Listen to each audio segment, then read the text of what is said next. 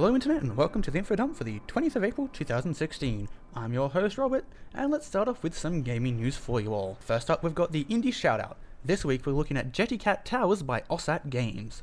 Jellycat Towers is an arcade style game for mobile platforms in which the player guides a jetpack powered cat through 30 plus levels while trying not to touch any of the walls or obstacles. Beating a level unlocks the next one, but to unlock the next tower, however, a certain number of coins have to be collected in the previous levels. The game starts out easy but gets quite hard later on, where new obstacles like buzzsaws, lasers, turrets, ice, doors, and even more are introduced. The game is meant to be easy to pick up and play with simple controls, a clean interface, and crisp, colourful graphics. The game was released on Android in March 2016 and other platforms are soon to follow. Next up, we have some Dark Souls 3 news for you all. There's a Dark Souls 3 patch which rebalances some weapons and squashes some of those nasty bugs. If you're as utterly consumed by Dark Souls 3 as I am, then even the most mundane patch notes are likely to have you excited. Bandai Namco has announced an imminent 1.04 patch to roll out tomorrow, and while it's not a huge update, you best have a look in case one of your favourite weapons is affected. Here are some of the notable changes that we could find. Performance updates for the Great Sword. Battle performance adjustments for Dancer's Enchanted Sword and Winged Knight's Twin Axes. Performance adjustments for Soul's Great Sword and Farron's Flash Sword. Fix for an issue where multiple items become impossible to use at the Road of Sacrifices, Farron Keep, and Cathedral of the Deep after finishing the game. And just some general adjustments and bug fixing. Unfortunately, the patch notes which can be looked at when booting up the game fail to mention what the performance updates and adjustments entail. Most disappointing is that the notes don't make any reference to an especially hairy bug that has hit the PC players, resulting in a crash when some users try to sit at the Firelink Shrine bonfire. There is a workaround, but hopefully an official fix will come soon. And lastly today in the gaming news, we have a World of Warcraft Legion announcement. That's right, Blizzard has announced that World of Warcraft Legion will be out on August 30th. The 6th World of Warcraft expansion will follow the events that unfolded in Warlords of Draenor, as the betrayer Golden unleashes a demonic invasion unlike any the Horde and the Alliance have ever faced, Blizzard said. Players will travel to the new continent known as the Broken Isles, wield new artifacts and forge alliances with the demon hunters of the Eldrazi, the vengeful disciples of the dreaded Illidan Stormrage. More practically, pre-purchasing World of Warcraft Legion will grant players an immediate boost to level 100 for any of their characters, so they can leap straight into the Broken Isles action as soon as the expansion goes live. Pre-purchasing will also unlock access to the new Demon Hunter hero class ahead of Legion's launch. Hopefully the rollout of Legion will go more smoothly than its predecessor Warlords of Draenor. The new content was pleasing, but executive producer J. Allen Brack issued an apology back in November 2014 for what he acknowledged was a subpar launch experience. Full details on the World of Warcraft Legion expansion are now up on WoWLegion.com. And that's all the news I have for this week in the gaming section. Now I'm going to pass it on to Robert with the technology news. Thanks Robert. I'm Robert here with the tech news. So let's start off with the first interesting piece I've got for you today, which is all about Android N. Android N is going to make it easier for device manufacturers to create their own version of 3D Touch. They press sensitive screens on devices. Hopefully when it's officially released, Google will figure out what to call the feature.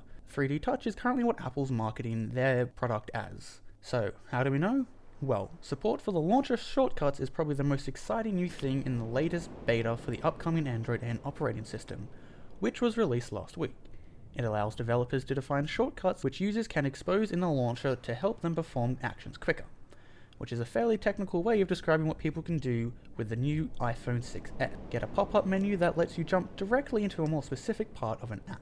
Google says that manufacturers who build Android devices wanted this use case addressed by the OS itself, probably so they wouldn't have to develop their own methods individually.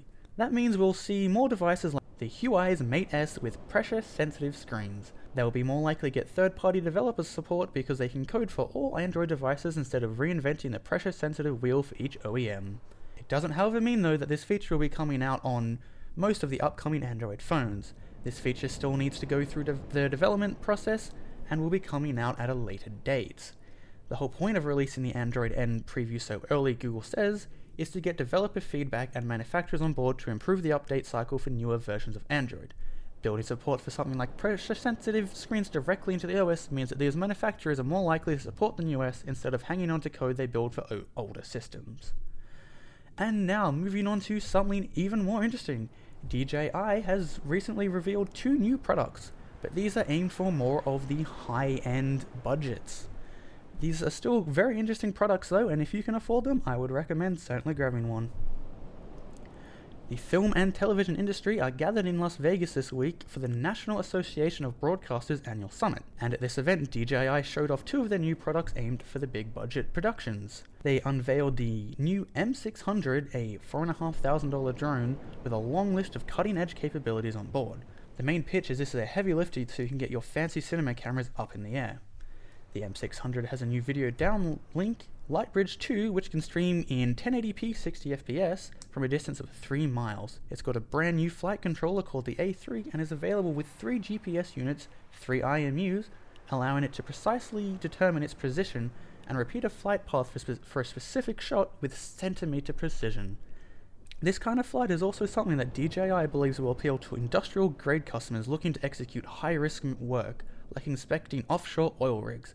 The M600 is available now. DJI's Ronin series has been a long favourite among cinema professionals looking for handheld stabilizers. Tonight it also announced the release of the $1,500 Ronin MX, the first universal aerial gimbal the company has made. It allows pros to attach a wide range of compatible cameras from Blackmagic, Canon, Panasonic, Red, Sony, and Nikon. The MX can fly for 15 minutes with a 13.2 pound payload. Like the Inspire one, the MX allows the camera to rotate 360 degrees. Unlike the Inspire one, however, the MX won't lock in place after a full rotation, but can continue spinning endlessly. The M600 also works with DJI's high-end Zemus camera line. Carrying one of these lighter units, the drone can stay in the air for a whopping 35 minutes. The company has also announced tonight that it's bringing these more expensive professional-grade cameras to its handheld stabilizer, the Osmo. And that's all that I've got for tech news for you guys this week. I'll pass it on now to Robert with the entertainment news. Take it away.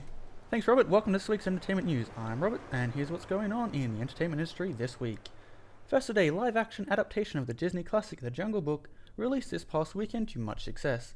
The movie has already amassed a total box office revenue of over $3 million USD, with $136 million of that being from the opening weekend alone. This has helped to push Disney Studios across the benchmark of $2 billion USD in box office revenue, making it the most successful film studio in the world. So far, 2016 is turning out to be a mostly positive year for movies.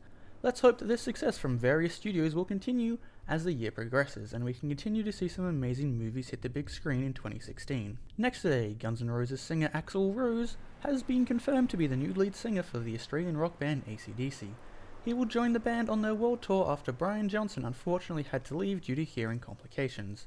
The band members have stated that AC/DC would like to thank Brian Johnson for his contributions to the band, and fully respect his decision to save his hearing. I am sure that Brian will be missed as the frontman to AC/DC, and now only time will tell if Axl Rose can fill the rather large shoes left for him. And lastly today, we finish on somewhat of a sad note. Beloved Oscar-winning actress Doris Roberts, best known for her role in the 1990s sitcom Everybody Loves Raymond, has unfortunately passed away at the age of 90 over the weekend. So far, no cause of death has been given. The last known public appearance of Roberts was in Los Angeles theater last month, which she was quoted in saying that she wasn't feeling that great. She passed away on Sunday, April 4th. I offer my condolences to her friends and family. I am sure that she will be missed. And that's all from myself and the rest of the AP News team. I hope that you enjoyed the video. If you did, please make sure you click that like button. As always, feel free to comment down below on any of the topics covered today, and don't forget to subscribe so you can make sure you stay up to date with all the latest news. Thanks for watching, stay awesome.